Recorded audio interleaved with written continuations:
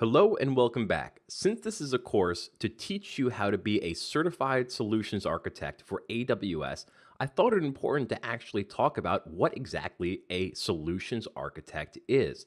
So over here on the Orion papers, let's go to the appendix and then click on CSA concepts.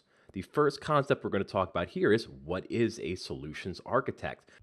So in a broad sense, a solutions architect is responsible for interpreting requirements through analysis and turning it into architecture that can be used by others to build or implement the solution.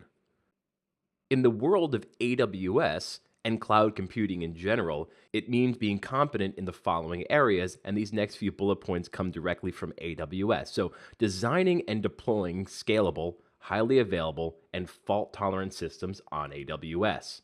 Lift and shift of an existing on premise application to AWS. Ingress and egress of data to and from AWS, selecting the appropriate AWS service based on data, compute, database, or security requirements, identifying appropriate use of AWS architectural best practices, and estimating AWS costs and identifying control mechanisms.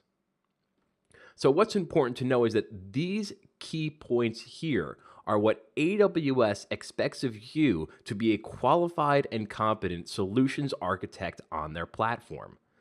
So, are these competencies things that you already know and practice, or are they things that you want to learn? If they are, then you're in the right place. However, if looking at this list of competencies doesn't appeal to you, maybe you want to look into other certification exams like the SysOps exam or the developer exam. Maybe those are areas of AWS that interest you more. So again, I review these competencies and what's expected of a solutions architect because I want you to be familiar with exactly what a solutions architect is, not just going for a certification exam for the pure purpose of having a certification, but also because this is something that you want to do. This is the type of work that you want to do. So it's important to understand what the underlying work will be and what responsibilities you will have as a certified solutions architect.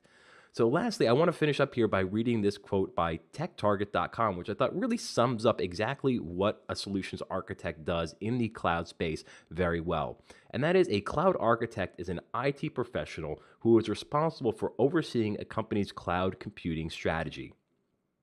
This includes cloud adoption plans, cloud application design, and cloud management and monitoring. Cloud architects oversee application architecture and deployment in cloud environments, including the public cloud, private cloud, and hybrid cloud. And we're going to be talking about all those topics throughout this course. Additionally, cloud architects act as a consultant to their organization and need to stay up to date on the latest trends and issues. So, another important aspect here that we have to be really aware of, and something that we will focus on throughout this course, is estimating AWS costs and identifying control mechanisms. So, you're not only designing the architecture, meaning where is everything placed and what components are needed, but also what are the security of those components going to be? What are the cost of those components going to be? What are the different options I may have? And will one be more cost effective over the other? Will one be more secure over the other? Will the one that's more secure be more cost effective? Or will the one that's more secure be more cost prohibitive? What are the trade offs? What are the budgets that I have to work with?